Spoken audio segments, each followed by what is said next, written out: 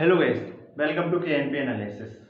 एक चीज़ मान लीजिए कि अगर आज मोदी जी यानी कि देश के प्रधानमंत्री चेंज हो जाएं और वो देश की सारी पावर राष्ट्रपति यानी कि रामनाथ कोविंद जी के हाथ में चली जाए, क्या होगा? आप एक चीज मान लीजिए, या तो नरेंद्र मोदी जी चेंज ना हो लेकिन सारी पावर उनके अकेले के हाथ में आ जाए और कैबिनेट खत्म हो जाए, तो क्या होगा? यानी कि अगर आप एक चीज मान लीजिए कि अमेरिका में ऐसा हो कि वहां की जो बिडेन की पावर है वो कैबिनेट के हाथ में चली जाए, तो क्या होगा? आप एक चीज मान लीजिए, अगर आप डायरेक्ट मोदी जी को या राष्ट्रपति रामनाथ कोविंद जी को वोट करने लगे, तो क्या होगा? यानी कि हमारे यहाँ दो चीजें हैं, दो सिस्टम मैं आज डिस्कस करने जा रहा हूँ, और दो सिस्टम्स के नाम है, एक प्रेसिडेंशियल सिस्टम और एक है पार्लियामेंट्री सिस्टम। जैसे कि इंडिया, जिसमें पार्लियामेंट्री सिस्टम फॉलो होता है, वो भी पार्लियामेंट्री सिस्टम विद रिपब्लिक, ठीक है। और इसके बाद अगर मैं आपसे दूसरा एग्जांपल दे दूं तो यूएस का ले लीजिएगा, जहां पे प्रेसिडेंशियल सिस्टम फॉलो होता है। तो स्पेशली इससे पहले हम बात करेंगे कि पार्लियामेंट क्या होती है। सबसे इंपॉर्टेंट टॉपिक हो जाता है कि व्हाट इज पार्लियामेंट।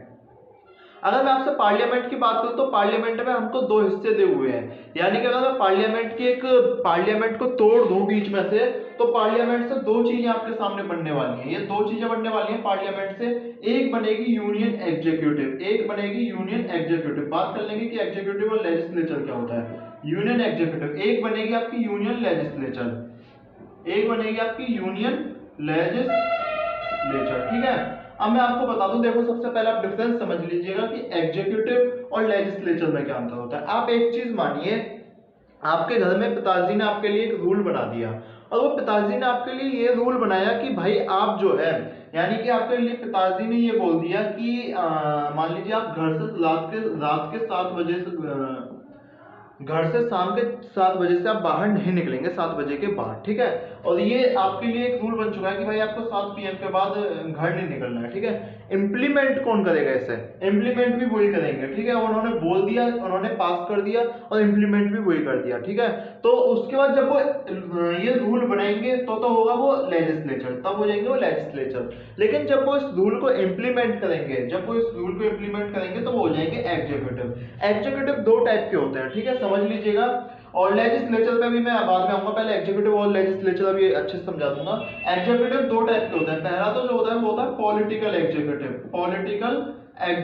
ठीक है। और जो दूसरे होते हैं वो होते हैं परमानेंट एग्जीक्यूटिव, है ना। अब पॉलिटिकल एग्जीक्यूटिव क्या होता है? मान लीजिए हमारे इंडिया के सिस्टम की बात करते हैं, खाली हम इंडिया के पार्लियामेंट्री सिस्टम की बात। इंडिया में पार्लियामेंट्री सिस्टम ने, पार्लियामेंट ने कोई लॉ बनाया, ठीक है, दोनों संसद ने पास कर दिया, प्रेसिडेंट ने साइन कर दिया। उसके बाद जो उसे इंप्लीमेंट करने वाले हैं वो होता है एग्जीक्यूटिव। अब मैं आपको बता दूं, देखो पॉलिटिकल एग्जीक्यूटिव का मतलब है कि वो 5 साल बाद निकल लेंगे, ठीक है, उनकी कोई लीगल रिस्पॉन्सिबिलिटी नहीं होने वाली है। उसके बाद जो दूसरे परमानेंट एग्जीक्यूटिव लिखा हुआ है मैंने, परमानेंट एग्जीक्यूटिव होते हैं आप जैसे सिविल सर्वेंट, यानी कि जो सिविल सर्वेंट भविष्य में बनने वाले हैं, उनका जो काम होता है वो आ जाते हैं परमानेंट एग्जीक्यूटिव के बारे में। अगर मैं आपसे इसके बाद की बात करूं, परमानेंट एग्जीक्यूटिव के बाद की बात करूं, तो लेजिस्लेचर का काम खाली यही नहीं होता, लेजिस्लेचर का काम खाली यही नहीं होता कि वो खाली लॉ बनाए। अब एक चीज बताओ आप, संसद में जूता चप्पल कौन फेंकेगा, ठीक है, वो भी तो किसी को काम करना है, संसद में जूता चप्पल फेंकने वाला, तो वो भी एक लेजिस्लेचर का ही काम नहीं होता है ना। तो समझ लीजिएगा। लेकिन लेजिस्लेचर का काम होता है कि आपके लिए लॉ बनाए, लेजिस्लेचर का काम होता है कि आपके जो विभिन्न इश्यूज हैं उन पर डिबेट करे, लेजिस्लेचर का काम होता है कि आपके जो जनता के इश्यूज हैं उन पर क्वेश्चन आवर्स में, 0 आवर्स में सवाल पूछे, लेजिस्लेचर का काम होता है कि वो आपसे इंफॉर्मेशन पूछे, यानी आपसे मतलब मिनिस्टर से इंफॉर्मेशन पूछे, ठीक है। ये अगर मैं स्पेशली बोलूं, पार्लियामेंट के भी यही काम है। आपसे अगर मैं पार्लियामेंट का काम पूछता, आपको बस एक काम पार्लियामेंट का पता होगा लगभग 90% स्टूडेंट्स को, कि भाई जो पार्लियामेंट है वो खाली लॉ बनाती है, जो पार्लियामेंट है खाली लॉ बनाती है। ये सच है कि वो लॉ बनाती है, लेकिन ये भी सच है कि लॉ बनाती है वो केवल उसका एक पार्ट है। उसके अलावा वो क्या क्या करती है मैं आपको बता देता हूं। लॉ बनाने के अलावा मैं एक बार आपसे पार्लियामेंट के काम ही डिस्कस कर ले रहा हूँ थोड़े से, एक मिनट रुकिएगा। देखो लॉ बनाने के अलावा जो इसका पहला काम होता है, हम लॉ को तो बहुत बाद में डिस्कस करेंगे। सबसे पहला काम जो होता है वो होता है आपके जनता के इश्यूज को रेज करना, यानी इश्यूज को रेज करना, जो जनता के इश्यूज होते हैं उनको रेज करना, ठीक है। दूसरा काम होता है इसका इंफॉर्मेशन लेना। अगर आपने कभी ध्यान दिया होगा कि जो अपोजिशन लीडर होते हैं वो बार बार बोलते हैं कि भाई मुझे इस वाले मिनिस्टर से इन्फॉर्मेशन चाहिए। क्यों इन्फॉर्मेशन चाहिए? अगले दिन न्यूज़पेपर में भी खबर छपती है कि पार्लियामेंट ने बोला कि हमारे यहाँ कोई, अभी आपको ध्यान होगा कि ऑक्सीजन पे जब बहुत सारा हंगामा हुआ था तो उसमें पार्लियामेंट ने बोला था कि हमारे यहाँ ऑक्सीजन से कोई मौत नहीं हुई है, और वो एक ब्रेकिंग न्यूज बनी थी। क्यों बनी थी? क्योंकि वो पार्लियामेंट ने बोला था। तो पार्लियामेंट का काम होता है कि वो इन्फॉर्मेशन दे कि उसकी सरकार में ऐसा क्या क्या चल रहा है, कैसे कैसे ये चीजें चल रही हैं। अगर इसके बाद कि मैं आपसे पार्लियामेंट की बात कर लूं तो ये एक काम हो गया, इशू रेज करना है, दूसरा काम हो गया इसका इन्फॉर्मेशन, तीसरा काम जो होता है वो पार्लियामेंट का जैसे स्टेट को क्रिएट करना है, स्टेट को डिमोलिश करना, ये सारे जो है वो पार्लियामेंट का काम है। ठीक है, इसके बाद चौथा काम जो होता है पार्लियामेंट का, न्यूज सर्विसेज क्रिएट करना। न्यूज सर्विसेज क्रिएट करना, अगर आपको मैं बता दूं न्यूज सर्विसेज क्रिएशन में, तो आर्टिकल नंबर 312 में, आर्टिकल नंबर 312 में जब राज्यसभा लिख के दे देती है कि भाई आप ऑल इंडिया सर्विस क्रिएट कर लीजिएगा, तो ऑल इंडिया सर्विस क्रिएट हो जाती है। ठीक है, तो मेरे हिसाब से पार्लियामेंट के और सारे काम है। फिर इसमें पांचवा अब आता है लॉ मेकिंग। ठीक है, लॉ मेकिंग भी इसका एक हिस्सा हो जाता है। तो ये लॉ मेकिंग, ठीक है, ये पार्लियामेंट का काम हो गया। और जूता चप्पल फेंकना लिख मत देना कि वो जूता चप्पल भी फेंकते हैं। ठीक है, ये होते हैं पार्लियामेंट के काम। इसके बाद अगर आपसे अगला पार्लियामेंट का काम करूं तो ट्रीटीज को, ये जो इंटरनेशनल ट्रीटी वगैरह होती है इनको भी ये अपने हिसाब से साइन करते हैं, अपने हिसाब से जमीन देते हैं, अपने हिसाब से जमीन लेते हैं। ये सारा काम है पार्लियामेंट का। ठीक है, अगर मैं आपसे पार्लियामेंट के बारे में बात कर लूं तो इंडियन पार्लियामेंट के बारे में बात करूं, मैं आपसे थोड़ा सा इंडिया पार्लियामेंट के बारे में बात कर लूं, इंडियन पार्लियामेंट के बारे में बात कर लूं तो इंडियन पार्लियामेंट के हमारे यहाँ दो हिस्से हैं। जो पहला हिस्सा है वो है यूनियन एग्जीक्यूटिव, और जो दूसरा हिस्सा है वो ये है यूनियन लेजिस्लेचर। अगर मैं आपसे यूनियन एग्जीक्यूटिव की बात करूं तो जो उसमें यूनियन एग्जीक्यूटिव में कौन कौन आता है मैं आपको बता देता हूं। यूनियन एग्जीक्यूटिव में जो लोग आते हैं वो होते हैं प्रेसिडेंट, प्रेसिडेंट जो वो यूनियन एग्जीक्यूटिव का हिस्सा है, वाइस प्रेसिडेंट, वाइस प्रेसिडेंट, उसके बाद पीएम, उसके बाद पीएम, फिर उसके बाद आपका आ जाता है यूनियन एग्जीक्यूटिव में आपकी जो वो यार कौन है वो अटॉर्नी जनरल ऑफ इंडिया। ठीक है, तो यानी कि बहुत सारे टर्म जो है वो यूनियन एग्जीक्यूटिव में आता है। मैं आपसे उसके बाद यूनियन लेजिस्लेचर की बात कर लूं, यूनियन लेजिस्लेचर की बात कर लूं तो यूनियन लेजिस्लेचर में आपके जो मिनिस्टर्स हैं वो आ जाते हैं। ठीक है, मिनिस्टर्स का मतलब आपके जो लेजिस्लेचर है, यानी कि जो आपके सांसद हैं वो लोग जो है वो किसमें आ जाते हैं, यूनियन लेजिस्लेचर में आ जाते हैं। तो हमारा जो पार्लियामेंट है वो जो इंस्टीट्यूशन है वो बाई कैमरल इंस्टीट्यूशन है। बाई कैमरल का मतलब होता है कि हमारे यहाँ दो इंस्टीट्यूशन है, और दो इंस्टीट्यूशन कौन कौन से हैं, राज्यसभा और लोकसभा। ठीक है, राज्यसभा लोकसभा का मतलब है कि हमारे यहाँ राज्यसभा क्या होता है, थोड़ा सा डिस्कस कर लेते हैं मैं पार्लियामेंट में। ठीक है, राज्यसभा क्या होता है, देखो पार्लियामेंट के दो हिस्से हो गए, एक होता है राज्यसभा, ठीक है, एक होता है लोकसभा। असलियत में इनका नाम राज्यसभा लोकसभा नहीं था, जो इनका मेन नाम है वो ये है कि council of state, council of state, council of state. ठीक है, और इसका नाम जो है वो house of the people, house of the people है ना, हाउस ऑफ पीपल ही बोलते हैं इसे। ठीक है, ये जो इनका नाम है ना, ऐसे लोकसभा को जो दूसरा नाम बोलते हैं उसका नाम होता है लोअर हाउस, एल लोअर मतलब हाउस है ना, लोअर हाउस। और राज्यसभा जो होता है उसे बोलते हैं हम अपर हाउस, उसे क्या बोलते हैं हम, अपर हाउस। ठीक है, ये होते हैं हमारे पार्लियामेंट के, ये ब्रेकअप है। ठीक है, इसके बाद क्या होता है कि राज्यसभा में जो, चलो राज्यसभा जब लोकसभा डिस्कस करेंगे सब बता देंगे बाद में। हालांकि मैं आपको बता दूं कि राज्यसभा में जो चीजें डिस्कस, जो मेंबर सिलेक्ट किए जाते हैं वो स्टेट को रिप्रेजेंट करते हैं, वो स्टेट को रिप्रेजेंट करते हैं। और जो लोकसभा में मेंबर इलेक्ट किए जाते हैं वो अपनी कॉन्स्टिट्यूएंसी को रिप्रेजेंट करते हैं, वो अपनी कॉन्स्टिट्यूएंसी को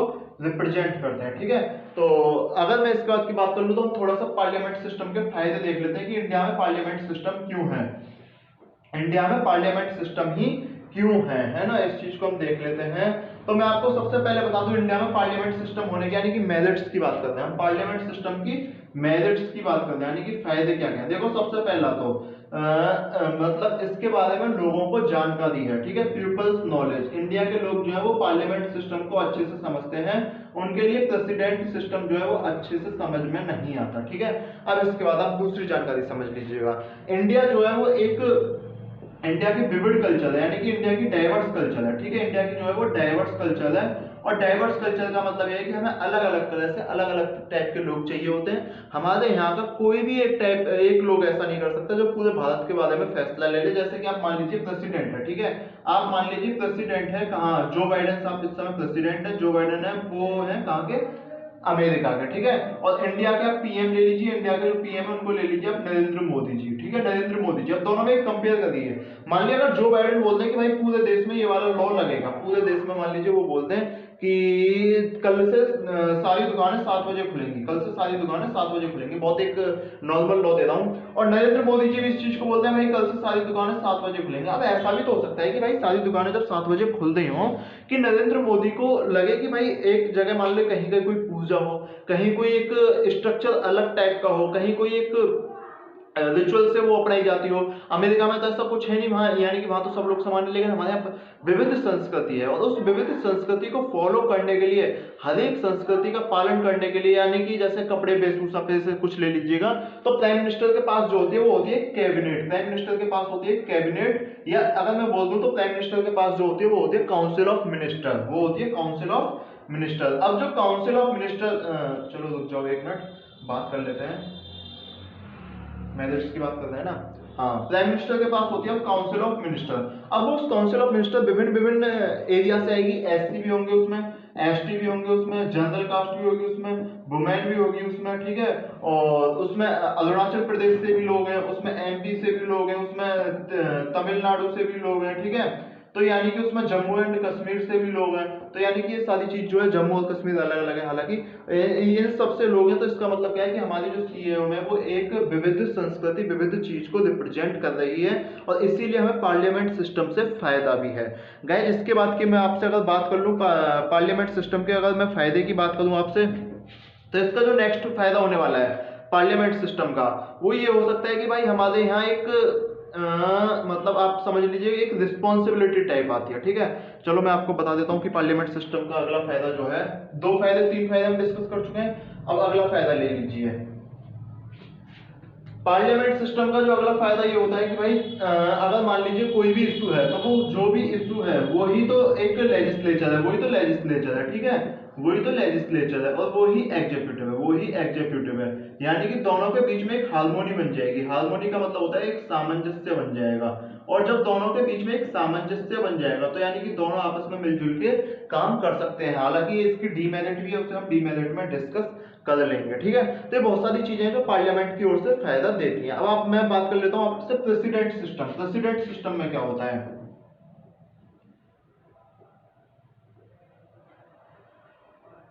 थोड़े से बात कर लेते हैं हम प्रेसिडेंशियल सिस्टम, ठीक है। प्रेसिडेंशियल सिस्टम में क्या होता है, देखो हमारे यहाँ क्या होता है इंडिया में, हेड ऑफ द इंडिया की बात कर रहे हैं, ठीक है, हेड ऑफ द गवर्नमेंट जो होता है वो होता है प्राइम मिनिस्टर।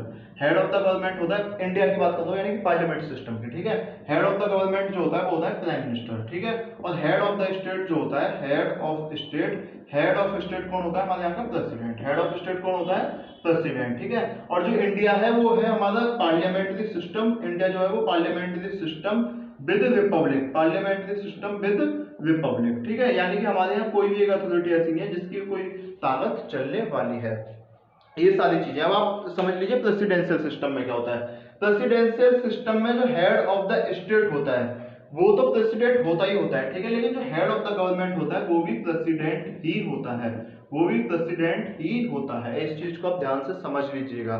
अब मैं आपको प्रेसिडेंशियल सिस्टम में एक दूसरा एग्जांपल बताऊं, यानी कि प्रेसिडेंशियल सिस्टम में कहीं ना कहीं आप डायरेक्टली इलेक्ट करते हो अपने प्रेसिडेंट को, डायरेक्टली इलेक्ट करते हो आप अपने प्रेसिडेंट को, ठीक है, आप अपने प्रेसिडेंट के लिए डायरेक्टली वोट करते हो। लेकिन इंडिया में आपने कभी प्रेसिडेंट के लिए वोट करी है, इंडिया में आपने कभी प्राइम मिनिस्टर के लिए वोट करी, वो बात अलग है, उसके नाम पे वोट जाती हो, लेकिन हम जो स्पेशली वोट करते हैं पार्लियामेंट्री सिस्टम में, वो जो वोट करते हैं वो कैंडिडेट के लिए, यानी कि अपने कॉन्स्टिट्यूएंसी की कैंडिडेट के लिए वोट करते हैं। और फिर जो लार्जेस्ट मेजोरिटी पार्टी होती है, यानी कि जिसकी भी पावर सबसे ज्यादा हो जाती है, लार्जेस्ट मेजोरिटी पार्टी का मतलब जो सबसे ज्यादा सीटें जीतती है, यानी कि हाफ से ज्यादा 50% से ज्यादा, वो एक अपनी सरकार बना लेती है। और वो जो उसका लीडर होता है, उस पार्टी का जो लीडर होता है वो ही फिर लीडर ऑफ द गवर्नमेंट बन जाता है, ठीक है।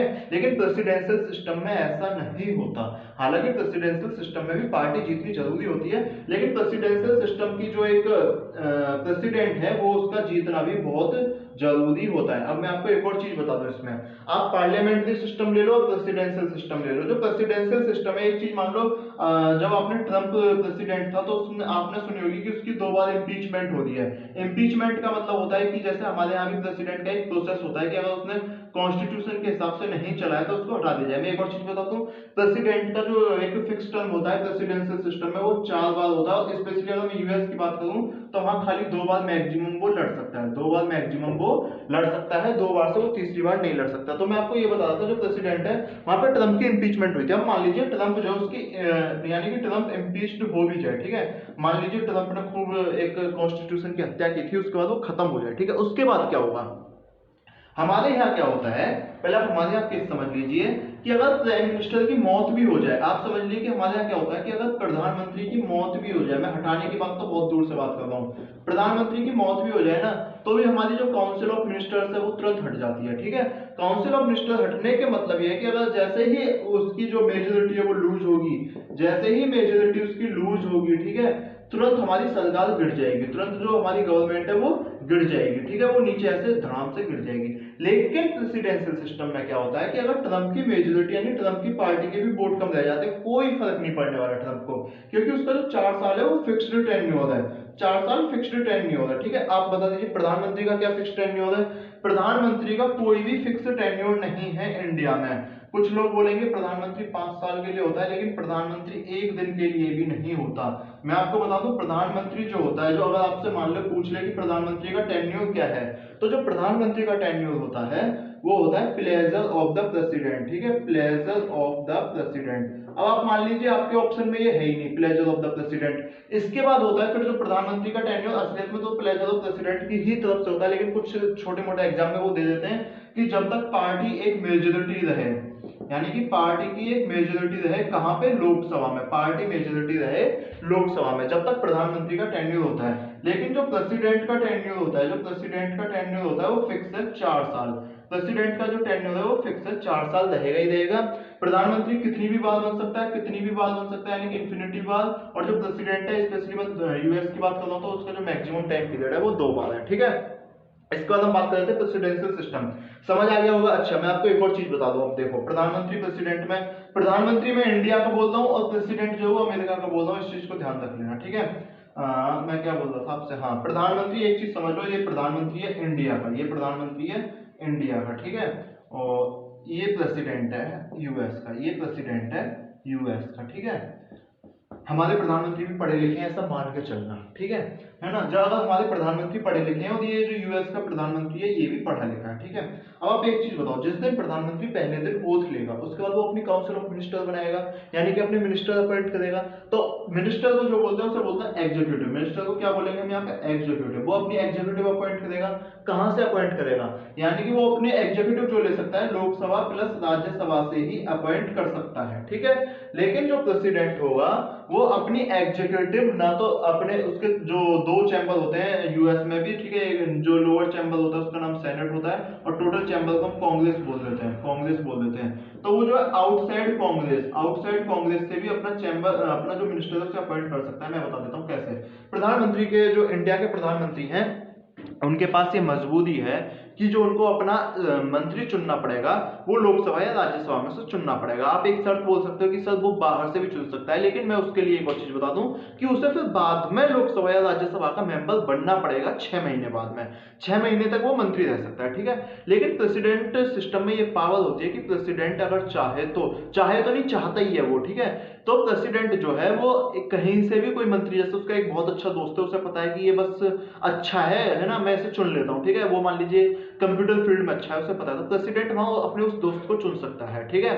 अब इसके बाद की क्या जिम्मेदारी बनेगी? अब तो देखो ये जो सीओएम है, अपनी वाली जो सीओएम है जो प्रधानमंत्री ने चुनी है इंडिया की, जो इसकी रिस्पॉन्सिबिलिटी है वो होगी लोकसभा के प्रति, जो इसकी रिस्पॉन्सिबिलिटी है वो होगी लोकसभा के प्रति, ठीक है, लोकसभा ना कि पार्लियामेंट। इस चीज को भी सही कर लेना, पार्लियामेंट के प्रति कोई रिस्पॉन्सिबिलिटी नहीं होती सीएम की, सीओएम की जो रिस्पॉन्सिबिलिटी होती है वो लोकसभा के प्रति होती है। और जो इस वाले प्रेसिडेंट ने जो सीओएम चुनी है, जो उसकी रिस्पॉन्सिबिलिटी होगी वो खाली प्रेसिडेंट के प्रति होगी, इसके अलावा किसी चीज के प्रति उसकी कोई रिस्पॉन्सिबिलिटी नहीं है, क्योंकि गाइस वो मिनिस्टर नहीं है, वो चुन के नहीं आए कहीं से, उसे प्रेसिडेंट ने चुना, प्रेसिडेंट जब चाहे उसे हटा सकता है, जब चाहे, जो प्रेसिडेंट की वो इच्छा, ठीक है। इसके बाद समझ लो 2 पॉइंट हो गए। इसके बाद मैं अगर आपको तीसरा पॉइंट बताऊं तो एक इसमें प्रधानमंत्री जब अपनी काउंसिल ऑफ मिनिस्टर चुनेगा तो वो ये चुनेगा, ठीक है, उसमें से चुन ली। अच्छा जब प्रधानमंत्री काउंसिल ऑफ मिनिस्टर चुनना होगा तो उसे एक नुकसान हो जाएगा कि जरूरी नहीं है उसके पास उस फील्ड के एक्सपर्ट मिले। मान लीजिए एक फील्ड है, ठीक है, और वो फील्ड है ministry of civil and aviation ministry, ठीक है, यानी कि जहाज उड़ाने वाली मिनिस्ट्री। तब ऐसा तो है नहीं कि उसमें पायलट ही जरूरी है कि मिनिस्टर मिलेगा, ठीक है, हो सकता है कि उसमें पायलट की बात करते हो आप, कोई प्राइमरी पास भी ना हो उसकी मिनिस्ट्री, ऐसी भी तो हो सकती है प्रधानमंत्री की, है ना। लेकिन जो प्रेसिडेंट है अमेरिका का, उसे हो सकता है कि वो अपने फील्ड एक्सपर्ट रख ले, यानी किसी पायलट को चुनेगा पहले वो कि अच्छा भाई तू है, तुझ पे आता है हवाई जहाज उड़ाना, तू आजा सिविल एविएशन मिनिस्ट्री में, यानी कि वो उसे मंत्री बना सकता है। समझ आया दोनों में अंतर? जो यहाँ से है वो फील्ड एक्सपर्ट नहीं होंगे। प्रेसिडेंशियल सिस्टम में आपके पास फील्ड एक्सपर्ट होने वाले हैं, यह प्रेसिडेंशियल सिस्टम का एक फायदा है, ठीक है। इसके बाद अगर मैं आपसे बात कर लूं प्रेसिडेंशियल सिस्टम की, तो इसमें प्रेसिडेंशियल सिस्टम में हम स्टेबिलिटी होती है। रुक जाओ, दोबारा से डिस्कस कर लेते हैं इसे। प्रेसिडेंशियल सिस्टम में स्टेबिलिटी होती है। स्टेबिलिटी का मतलब स्थिरता, ठीक है। स्थिरता कैसे होती है मैं आपको अभी बता देता हूँ स्थिरता के बारे में। आप एक चीज समझिए, यहाँ पीएम है, ठीक है ना, इनके पास यानी स्टेबिलिटी, इंग्लिश में लिख लेते हैं स्टेबिलिटी, अनस्टेबिलिटी। जो पीएम है इंडिया के, उनके पास अनस्टेबिलिटी होती है, जो प्रेसिडेंट है उसके पास स्टेबिलिटी होती है, उसके पास स्टेबिलिटी होती है। आप एक चीज समझो, प्रधानमंत्री जो है उसने एक मतलब किसी से गठबंधन कर रखा था, किसी दूसरी पार्टी से, ठीक है। अब वो खाली गठबंधन इसी बात पे था कि भाई मैं एक सच्चा सीधा सादा इंसान हूँ, ठीक है, मेरी इमेज बहुत अच्छी है, तुम मुझे गठबंधन कर दो, मैं प्रधानमंत्री बन जाता हूँ। दूसरी पार्टी ने सोचा चलो ठीक है यार, अच्छा इंसान है, इसे प्रधानमंत्री बना देते हैं, है ना। अब उसके बाद क्या हुआ, उसका कोई ना कोई एक ऐसा कसूर सामने आ गया जनता के कि जो उसने बताया तक नहीं था, यानी कि एक बहुत बड़ा, ठीक है, यानी कि उसे क्रिमिनल मान लो, रेपिस्ट मान लो, जो आप बनना चाहो वो मान लो। अब उसके बाद क्या होगा, उसकी जो सरकार है वो तुरंत गिरनी चाहेगी, यानी कि जो पीएम की सरकार है वो तुरंत गिरने लगेगी। अगर पीएम की सरकार जैसे वो पार्टी अपना गठबंधन जो है, जिस पार्टी से गठबंधन किया हुआ है, वो हो सकता है अपना समर्थन वापस ले ले, यानी कि पीएम की सरकार गिर गई। पीएम की सरकार गिर गई यानी कि पीएम का कोई फिक्स टेन्योर नहीं रहा, यानी कि पीएम जब चाहे जब हट सकता है या उसे हटाया जा सकता है, ठीक है। अब आप ये चीज प्रेसिडेंशियल सिस्टम में ले लो। अगर प्रेसिडेंशियल सिस्टम के खिलाफ कोई भी कॉन्स्टिट्यूशन की खिलाफवादी करने की बात नहीं है और वो चुन लिया गया है, यानी कि जब तक प्रेसिडेंट का इम्पीच नहीं होता, जब तक प्रेसिडेंट की इम्पीचमेंट नहीं होती, जब तक प्रेसिडेंट की इम्पीचमेंट नहीं होती तब तक वो अपनी सत्ता से हटाया नहीं जा सकता, यानी कि जो उसका 4 इयर्स का फिक्स टेन्योर है वो रहेगा ही रहेगा। अब आप स्टेबिलिटी की बात समझ लो, यानी कोई दूसरी पार्टी, प्रधानमंत्री जी चाहते हैं कि भाई एससी के लिए एक नया लॉ बने, ठीक है, एससी कास्ट के लिए, लेकिन जो दूसरी पार्टी है वो जनरल मान लो एक कोई जाति ले लो, एक्स जाति सपोर्टर है, वो दूसरी पार्टी एक्स जाति सपोर्टर, वो बोलेगी नहीं पहले मेरी वाली जाति के लिए लॉ आना चाहिए। प्रधानमंत्री बोलेंगे नहीं नहीं भैया, एससी एसटी जो वो लोअर रिप्रेजेंटेशन है उनकी हमारी सोसाइटी में, उनके लिए लॉ आने दो। वो बोलेगा नहीं एक्स जाति के लिए लॉ आ जाए, क्या होगा, दोनों में एक कॉन्फ्लिक्ट आएगा, दोनों में कॉन्फ्लिक्ट आएगा, हो सकता है उनकी सरकार गिर जाए और जो उनकी मेजोरिटी है वो लूज हो जाए, और दूसरी मान लो अपोजिशन पार्टी बोले एक्स से वाले से कि भाई तुम मेरी पार्टी में आ जा, हम बनाते हैं एक्स जाति के लिए, हो सकता है वो उसकी पार्टी में चला जाए। तो यानी स्टेबिलिटी जो पार्लियामेंट सिस्टम है हमारा, प्राइम मिनिस्टर वाला सिस्टम, उसमें नहीं है, ठीक है। और मैं आपको एक और चीज बता दूं, आइवर जॉनिंग ने जो ये पार्लियामेंट सिस्टम है इसका नाम दिया गया था बेस्ट मिनिस्टर। बेस्ट मिनिस्टर जो है इसका एक नाम, मिनिस्टर नहीं बेस्ट मिनिस्टर जो है पार्लियामेंट्री सिस्टम का ही एक नाम दिया हुआ है, ठीक है गाइस। इसके बाद अगर मैं आपसे बात कर लूं, स्टेबिलिटी की बात होगी। अब इसके बाद हम बात करते हैं सेपरेशन ऑफ पावर।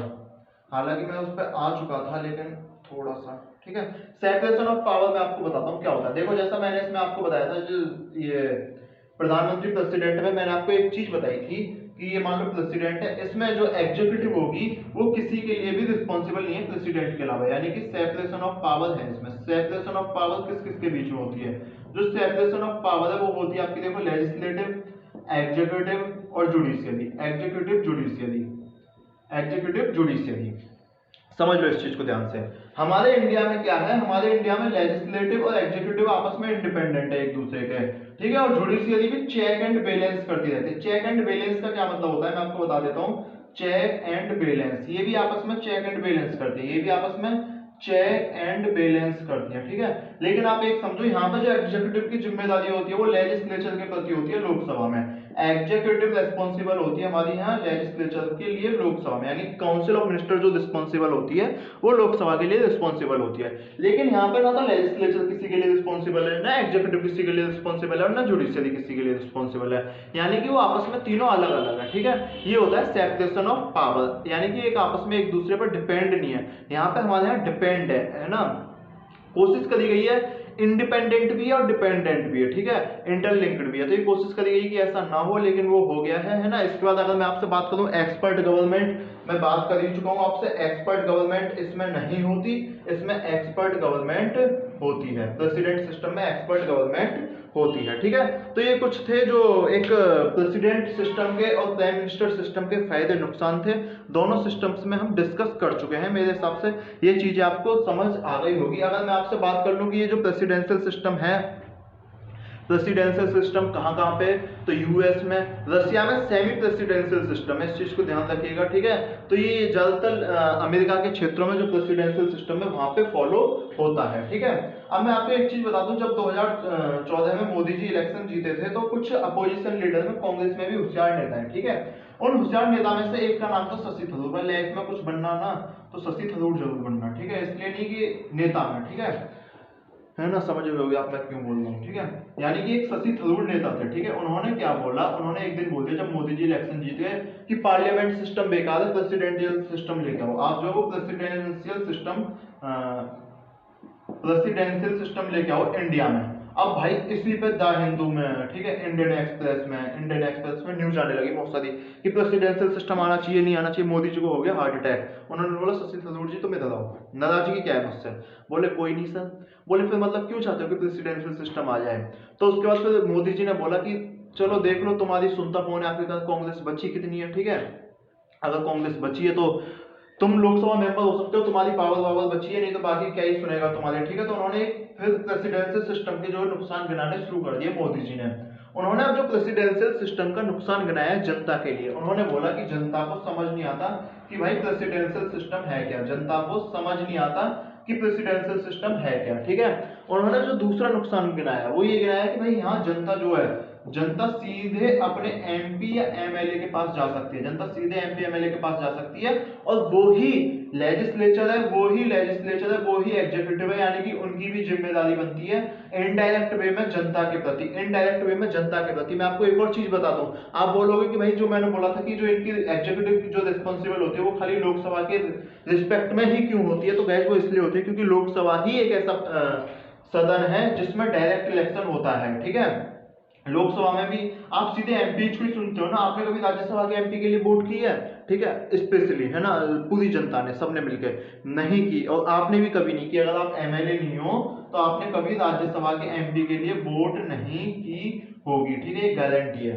तो यानी कि जो लेकिन अगर आप लोकसभा के एमपी हो तो आपने लोकसभा के एमपी के लिए वोट की होगी, तो यानी कि अब जो एग्जीक्यूटिव है वो किसके प्रति रिस्पॉन्सिबल, लोकसभा, और लोकसभा किसने भेजी, जनता ने, ठीक है, लोकसभा किसने भेजी, जनता ने, यानी कि किसके प्रति रिस्पॉन्सिबल हो गई, वो जनता के प्रति, इसीलिए वो लोकसभा के प्रति रिस्पॉन्सिबल होती है, ठीक है। अगर इसके बाद की अगर मैं आपसे जो प्रेसिडेंशियल सिस्टम है इसके बाद बात कर लूं, तो हमारे यहाँ पार्लियामेंट में क्या है, डुअल एग्जीक्यूटिव होती है। हमारे यहाँ पार्लियामेंट में क्या है, डुअल एग्जीक्यूटिव मैंने आपको बता ही दिया, वो पॉलिटिकल एग्जीक्यूटिव और परमानेंट एग्जीक्यूटिव, ठीक है। लीडर ऑफ द हाउस जो होता है हमारे यहाँ, लीडर ऑफ द हाउस जो होता है वो पीएम होता है। मैं आपको उसमें एक और चीज बता दूं, प्रेसिडेंशियल सिस्टम में मैं एक चीज बताना भूल गया कि प्रेसिडेंशियल सिस्टम में क्या होता है, हमारा जो पीएम है वो या तो लोकसभा से हो या राज्यसभा से हो, या तो लोकसभा से हो या राज्यसभा से हो, ठीक है। लेकिन उनका जो प्रेसिडेंट होगा यूएस का, वो भाई साहब लोअर चैम्बर से ही आएगा, लोअर चैम्बर से ही उसकी आने की जिम्मेदारी है, ठीक है। और जो हमारे यहाँ वोटिंग होती है राज्यसभा की, वो होती है आपकी पॉपुलेशन बेस आधार पर, पॉपुलेशन के आधार पर, और वहां की जो वोटिंग होती है वहां पहले से ही फिक्स है कि हर एक से दो ले लिए जाएंगे, ठीक है। तो इस टाइप की चीजें फिक्स होती हैं। अगर इसके बाद की मैं बात करूं तो जो पार्लियामेंट सिस्टम है उसमें पॉलिटिकल होमोजेनिटी होती है, यानी कि एक राजनीतिक सामंजस्य होता है, ठीक है, ये सारी चीजें। अच्छा, इसके बाद मैं एक और चीज बात कर लेता हूँ, इसके बाद सीक्रेसी की। अगर आप एक चीज देखो, जब जीएसटी लॉन्च होने वाली थी या डिमोनेटाइजेशन हुआ, तो उससे पहले अमित शाह, ठीक है, अमित शाह, है ना, और उसके बाद राजनाथ सिंह, ये सारे लोग गए थे पीएम मोदी जी के यहाँ, ठीक है। जब वो पीएम मोदी जी के यहाँ निकले तो बाहर निकले, मीडिया वाले वो कैमरा लेके पहुंच गए, बोले सर क्या हुआ? बोले कुछ नहीं, बस ऐसे ही बुलाया था, है ना, वो मोदी जी पे लंच नहीं पचा आज का, है ना, तो हम उस लंच को पचाने गए थे। अब यार मतलब उन्होंने ये बात करके टाल दी कि डिनर पे बुलाया था, ठीक है। उसके बाद क्या होता है, अगले दिन यानी कि 8 नवंबर को देखते हैं सुबह रात के 8 बजे क्या होता है, तुरंत एक हो जाता है, भाई साहब भाइयों बहनों नोटबंदी, ठीक है। अब जब 8 नवंबर को नोटबंदी हो जाती है तो आप एक चीज समझो कि अमित शाह को ये बात नहीं पता होगी, राजनाथ को बात ना पता हो, नितिन गडकरी को ना पता होगी, सबको पता, निर्मला सीतारमण को नहीं पता होगी, सबको पता होगी ये बात, है ना, सबको पता होगी, लेकिन बताई किसी ने नहीं। क्यों? क्योंकि इसे बोलते हैं हम सीक्रेसी ऑफ पार्लियामेंट, इसे बोलते हैं हम सीक्रेसी ऑफ पार्लियामेंट, इसे बोलते हैं हम सीक्रेसी ऑफ पार्लियामेंट, जो जरूरी होती है। लेकिन आप यही चीज समझ लो प्रेसिडेंट में, और वो क्यों होती है? क्योंकि ये लोकसभा के प्रति रिस्पॉन्सिबल होते हैं। आप यही चीज समझ लो प्रेसिडेंट में हो सकता है कि उसकी ट्रंप से लड़ाई हो जाए कल ही, या जो बाइडेन से जैसी लड़ाई हुई उसने बोला अच्छा तेरी ये वाली पॉलिसी चल मैं बाहर जाके बता रहा हूँ, तो ये सारी चीजें जो है उसके लिए नुकसानदायक भी हो सकती हैं, ठीक है। तो गाइस ये था हमारे लिए प्रेसिडेंशियल सिस्टम, पार्लियामेंट सिस्टम। अगर मैं आपको पार्लियामेंट सिस्टम के नुकसान बताऊं, है ना, मैंने आपको प्रेसिडेंशियल सिस्टम के तो फायदे बता दिए, नुकसान जो फिर मोदी जी ने पार्लियामेंट सिस्टम के नुकसान बताऊं जो शशि थरूर ने बताए थे।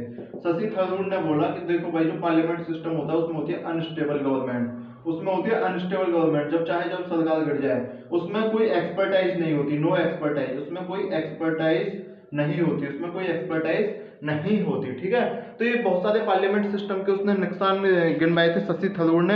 अगर मैं इसके बाद की बात करूं तो फिर उसमें बोला है कि भाई डिक्टेटरशिप ऑफ कैबिनेट, यानी कि कैबिनेट एक राजा बन जाती है, कैबिनेट की ही पावर चलने लगती है। अब कैबिनेट निश्चित रूप से डिक्टेटरशिप हो जाएगी, जो चाहेगा कैबिनेट वो होगा, ठीक है। और इसके बाद अगर बोला कि कैबिनेट ही है, मैंने जैसा कि आपको बताया था एवर जॉनिंस ने बोला भी बेस्ट मिनिस्टर कैबिनेट मिनिस्टर है ये, ठीक है। और इसके बाद अगर कोई देखूं तो कोई भी इनके पास एडमिनिस्ट्रेटिव एफिशिएंसी नहीं होती, एडमिनिस्ट्रेटिव एफिशिएंसी नहीं होती। तो गाइस ये थे पार्लियामेंट सिस्टम, प्रेसिडेंशियल सिस्टम। एक बार लास्ट में ब्रीफ में डिस्कस कर लेते हैं इन दोनों के फायदे नुकसान ब्रीफ में डिस्कस कर लेते हैं। इंपॉर्टेंट चीजें बन जाती हैं ये, ठीक है, इंपॉर्टेंट चीजें बन जाती हैं, पेपर के लिए भी इंपॉर्टेंट क्वेश्चन हो जाता है ये। पार्लियामेंट इधर लिख लीजिएगा, पार्लियामेंट इधर लिख लूं मैं प्रेसिडेंट, ठीक है, इधर लिख लूं मैं प्रेसिडेंट, दोनों के फायदे नुकसान एक साथ करेंगे, ठीक है। आप देखो इसमें होती है अनस्टेबल गवर्नमेंट, इसमें होती है अनस्टेबल गवर्नमेंट, ठीक है, इसमें होती है स्टेबल गवर्नमेंट, इसमें होती है स्टेबल गवर्नमेंट, ठीक है। दूसरा मैं इसमें बात करूं, इसमें होती है पॉलिटिकल होमोजेनिटी, पॉलिटिकल होमोजेनिटी, ठीक है, इसमें कोई भी पॉलिटिकल होमोजेनिटी नहीं होती, इसमें नो पॉलिटिकल होमोजेनिटी, यानी कि कोई भी राजनीतिक सामंजस्यता नहीं होती, ठीक है। इसमें जो हेड ऑफ द स्टेट और head of the government, head of state जो होता है वो होता है प्रेसिडेंट, हेड ऑफ स्टेट जो होता है वो होता है प्रेसिडेंट, और हेड ऑफ गवर्नमेंट जो होता है वो होता है पीएम, ठीक है, हेड ऑफ गवर्नमेंट जो होता है वो होता है पीएम। इसमें जो हेड ऑफ स्टेट और गवर्नमेंट है, हेड ऑफ स्टेट और गवर्नमेंट जो है वो दोनों कौन होता है? प्रेसिडेंट, वो दोनों में कौन होता है? प्रेसिडेंट, ठीक है। इसके बाद बात कर लेते हैं, इसमें जो ये सीयूएम होती है, जो सीयूएम यानी कि एग्जीक्यूटिव जो होती है हमारी, एग्जीक्यूटिव जो होती है वो रिस्पॉन्सिबल होती है लोकसभा के प्रति। इसमें जो होता है वो नो रिस्पॉन्सिबिलिटी, यानी कि लोकसभा के प्रति जो उसका सेनेट है उसके प्रति कोई भी उनकी रिस्पॉन्सिबिलिटी नहीं होती है, ठीक है। अगर इसके बाद की मैं बात कर लूं तो इनकी नो लीगल रिस्पॉन्सिबिलिटी, इनकी कोई जो लीगल रिस्पॉन्सिबिलिटी है, इनकी कोई लीगल रिस्पॉन्सिबिलिटी नहीं होती गाइस, ठीक है। अगर मैं इसके बाद की इसमें प्रेसिडेंट की बात करूं तो जो रिस्पॉन्सिबल होते हैं प्रेसिडेंट के प्रति रिस्पॉन्सिबल होते हैं, responsible to president, responsible to president, ठीक है। अच्छा, इसके बाद अगर मैं आपसे बात कर लूं तो इसमें डायरेक्ट इलेक्शन नहीं होता, no direct election, no direct election for PM, no direct election for PM, है ना, पीएम के लिए कोई भी डायरेक्ट इलेक्शन नहीं होता।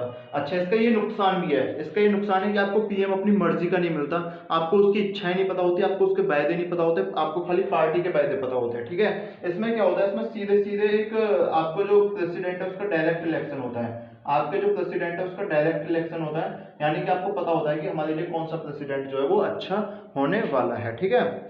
इसके बाद की अगर मैं बात कर लूं आपसे तो एक और चीज समझ लीजिएगा, ये मेरे हिसाब से पार्लियामेंट प्रेसिडेंट सिस्टम में कुछ अंतर थे, ये आपको समझ आ गए होंगे, ठीक है। और तो गाइस मिलते रहेंगे फिर नेक्स्ट वीडियो में, parliamentary system versus presidential system हमारा हो चुका है। इसके बाद जो हम नेक्स्ट वीडियो में डिस्कस करने वाले हैं पार्लियामेंट को डिस्कस करने वाले हैं, यानी कि लोकसभा राज्यसभा, ठीक है, इसका speaker, deputy speaker, chairman Rajya Sabha का, डेप्यूटी चेयरमैन, है ना, ये सारी चीजें डिस्कस करेंगे। तो जुड़े रहिएगा, आप केएनपी एनालिसिस को लाइक कर दीजिएगा, वीडियो को शेयर कर दीजिएगा, केएनपी एनालिसिस को सब्सक्राइब कर दीजिएगा चैनल को।